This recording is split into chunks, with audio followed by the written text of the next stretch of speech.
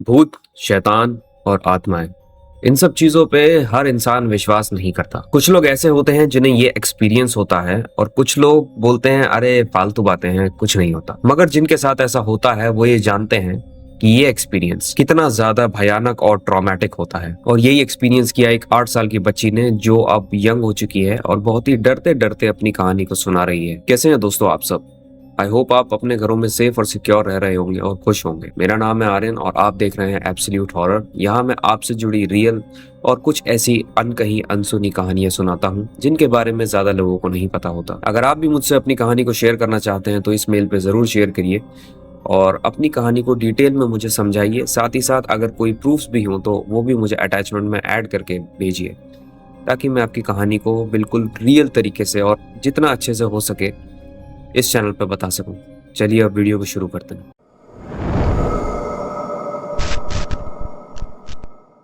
ये कहानी मुझे रेडिट से मिली है और उस बच्ची ने अपना नाम नहीं बताया, जो कि अब यंग हो चुकी है, अप्रॉक्स 20-22 साल की होगी।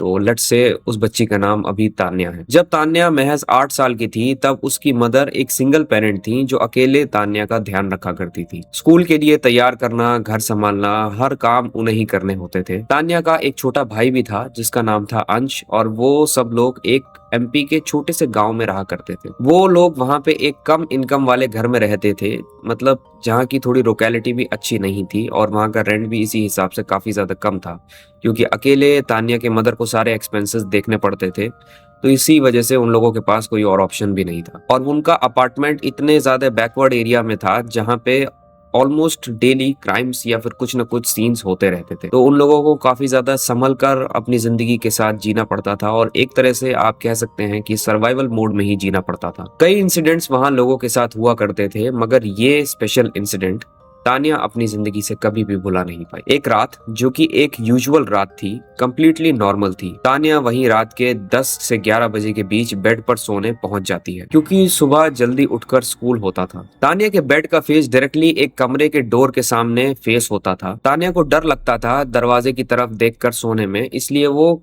रात में करवट बदल कर सोया करती थी। कुछ बच्चे नहीं होते जो मतलब रात में ढंग से सो नहीं पाते, उन्हें डर ज्यादा लगता है तो वो करवटें बदलते रहते हैं। तो तान्या भी एक छोटी सी बच्ची थी जो कि ऐसी चीजों से बहुत जल्दी डर जाया करती थी। तान्या ये चीज हर रात किया करती थी और आज की रात भी तान्या ऐसे ही करते करते न जाने कब सो गई, उसे खुद पता नहीं चला। अचानक से रात के 3 बजे तान्या की आंख खुलती है। वो अपने आप को अपनी बैक के बल यानी कि सीधा लेटे हुए देखती है, जबकि वो कभी इवन नींद में भी ऐसा नहीं करती। पर 8 साल की बच्ची है, लेकिन फिर भी इतना उसमें दिमाग था, उसे ये लग रहा था कि हो सकता है नींद में मैंने कर दिया हो। लेकिन तभी तान्या को याद आता है कि जब वो सोई थी तब वो बेडरूम का दरवाजा बंद कर कर सोई थी, लेकिन अभी जस्ट जब उसकी आंख खुली तो उस बेडरूम का दरवाजा खुला हुआ था। ऐसा कभी तान्या सोच के भी नहीं कर सकती, क्योंकि उसे कमरे के पीछे के यानी कि उस दरवाजे के पीछे के अंधेरे से काफी ज्यादा डर लगता था। तभी उसने उस दूर के अंधेरे में यानी कि उस दरवाजे के बाहर के अंधेरे में थोड़ा गौर करके देखा। तब उसे दिखा एक औरत व्हाइट लेस ड्रेस पहनकर खड़ी हुई थी। एक स्मॉल व्हील भी उसके हेयर में पिन हुआ था, और जो पार्ट नॉर्मल नहीं था वो थी उसकी स्किन। वो औरत का स्किन एकदम डार्क ब्लू हो चुका था, स्पेशली कह सकते हो हिंदी में तो नीला पड़ चुका था। जैसे कि कोई इंसान मर जाता है तो उसकी खाल डेड होने के बाद इस तरीके से चिपक जाती है उसके बॉडी से, और बहुत ही ज्यादा अजीबोगरीब तरीके से डिकम्पोज होकर, आई कांट इवन एक्सप्लेन। वो औरत सिर्फ खड़ी थी और उसकी आंखें अंधेरे में से तान्या को देख रही थी। और सबसे अजीब बात ये थी कि तान्या अगर अपने स्लाइटेस्ट भी होश में हो तो उस चीज को देख के वो बहुत तेज चीख पड़ती है। वो अपने आप को बहुत अच्छे से जानती है, लेकिन इस बार उस औरत को देख के तान्या को बिल्कुल भी डर नहीं लगा। तान्या अपनी बॉडी को हिला भी नहीं पा रही थी और इवन उसको हिलाने की कोशिश करने की जरूरत भी नहीं पड़ रही थी। उसे ऐसा लग रहा था कि उसका शरीर उस सिचुएशन से लड़ने की कोशिश नहीं कर रहा है। बहुत ही काम एंड कंपोज्ड फील हो रहा था, कोई पैनिक या फिर कोई चिल्स नहीं। मतलब एक ह्यूमन इंस्टिंक्ट होती है, जैसे कि कोई भी अगर ह्यूमन इवन कोई बच्चा भी हो तो वो डेंजर साइंस डिटेक्ट कर लेता है और उसका पूरा जो ह्यूमन बॉडी है और इवन उसका जो दिमाग है तुरंत डेंजर सिग्नल्स भेजने लगता है। तो तानिया जैसी एक छोटी सी बच्ची जो छोटी छोटी बातों से डर जाया करती थी, जो अकेले सोने से डरती थी, उस मोमेंट पर कोई पैनिक फील कर ही नहीं रही। इवन उल्टा वो उस औरत को और ज्यादा ध्यान से देखने लगी। उस लेडी का चेस्ट अंदर और बाहर आ रहा था। इसका मतलब ये था कि वो सांसें ले रही थी। उसके थोड़ी ही देर बाद इतनी काम और कंपोज्ड फील होने के बावजूद भी तान्या उस औरत को देखते देखते ही वहीं पर सो गई। जब सुबह उठकर उसने देखा तो वो दरवाजा बंद था। उसने तुरंत जाकर अपनी मम्मी को ये सब बात बताई तो उसकी मम्मी ने बड़े ही अजीब तरीके से पहले उसे देखा और उस टॉपिक को ही चेंज कर दिया। उसके भाई अंश ने भी उस टाइम कुछ नहीं कहा, क्योंकि वो ऑलरेडी तान्या से भी काफी छोटा था और काफी ज्यादा छोटा बच्चा था, तो क्या ही कहता। कुछ सालों बाद जब तान्या थोड़ी और बड़ी हुई, अप्रोक्सीमेटली 14 से 15 साल के बीच की, तो तब वो लोग जो थे उस अपार्टमेंट को छोड़ के चले गए थे और कहीं और जाके शिफ्ट होकर रहने लगे। लेकिन तान्या के दिमाग से और जहन दोनों से वो बात निकली ही नहीं थी। और उस इंसिडेंट को रिकॉल करते हुए उसी रात खाना खाते हुए तान्या ने उन लोगों से दोबारा पूछा, यानी कि अपनी माँ और अपने भाई से। तब तान्या का भाई भी ऑलमोस्ट 10 साल का हो चुका था। तान्या ने इस किस्से को बड़ी ही कैजुअली उठाया, जैसे कि कई लोग अपने पुराने किस्से सुनाते हैं। लेकिन जैसे ही तान्या ने डिनर टेबल पर अपनी माँ और अपने भाई से ये चीज का जिक्र किया तो दोनों अचानक से शांत हो गए। अब अंश जो है वो बड़ा हो चुका है और अपनी मम्मी से बोलता है कि मम्मी, अब तान्या बड़ी हो चुकी है, अब इसको सब बता देना चाहिए। तब तान्या की मम्मी ने बताया कि जब उस टाइम तुमने उस औरत को उस कमरे के बाहर खड़े हुए देखा था, उसी सेम टाइम तुम्हारे भाई ने भी उस औरत को वहीं पे खड़े हुए देखा था। वो औरत जो थी वो एक टक तुम्हारे रूम की तरफ ही और इवन तुम्हारे डबल बेड की तरफ देखकर घूर रही थी। उसी रात की बात है जब अंश को अचानक से बहुत तेज प्यास लगी और वो हॉलवे की तरफ उठकर जाने लगा, क्योंकि उसी रास्ते के थ्रू जिसमें तान्या का कमरा था, उसी रास्ते के थ्रू हॉल जाता था और वहां पे फ्रिज में पानी की बोतल रखी थी, तो उसे वो पानी पीना था। लेकिन रास्ते में ही उसे वो औरत दिख गई। अंश ने देखा कि वो औरत एक टक उस रूम के दरवाजे को खोलकर तान्या को देख रही है। पहले तो अंश बहुत ही ज्यादा डर गया, लेकिन फिर भी उसने हिम्मत करके सवाल पूछा, कौन हो तुम, कहाँ से आई हो? तब उस औरत ने कोई जवाब नहीं दिया।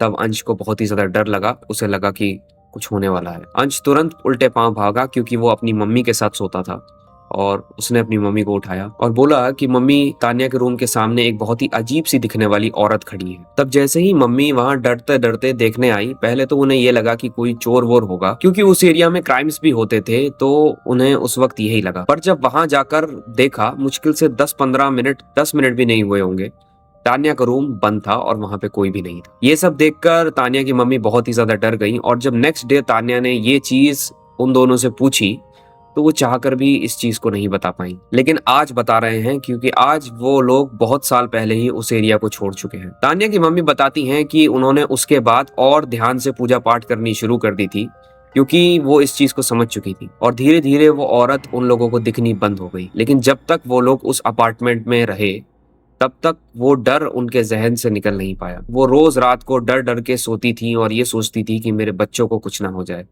आखिर एक माँ का ही तो दिल है। आज तान्या बड़ी हो चुकी है, जिसको ये बात 14-15 साल की उम्र में पता चली कि मेरी माँ और मेरे भाई ने ये बात मेरे से उस टाइम छुपाई, यही सोचकर कि मैं छोटी हूँ। और मैं ये सब सुनकर उस टाइम बहुत ही ज्यादा डर जाती। जब बाद में उस अपार्टमेंट के बारे में तहकीकात हुई तो इन लोगों को बाद में ये चीज पता चली कि जिस फ्लैट में ये लोग रहा करते थे, वहाँ एक औरत का मर्डर हुआ था और बहुत ही बेरहमी से उस लेडी को मारा गया था। और आज भी जो इंसान उस फ्लैट में रुकता है, तो उसी रूम को वो लेडी उसी तरीके से घूरती है जैसे उस रात वो तान्या को घूर रही थी। और उसका चेहरा इतना ज्यादा डरावना और भयानक लगता है, लेकिन फिर भी उस कमरे में सोने वाले इंसान को जब वो उसे देखता है तो बिल्कुल भी डर सा महसूस नहीं होता। कुछ सोल्स ऐसी होती हैं दोस्तों, जिनके साथ बहुत ही ज्यादा बुरा व्यवहार हुआ होता है जब वो जिंदा होती हैं, और वो तब तक भटकती रहती हैं जब तक उन्हें शांति ना मिले। और ये अपने ही आप में बहुत ही बड़ी दर्दनाक बात है। स्टिल उस सूल ने उन लोगों के साथ और उस बच्ची के साथ कुछ नहीं किया।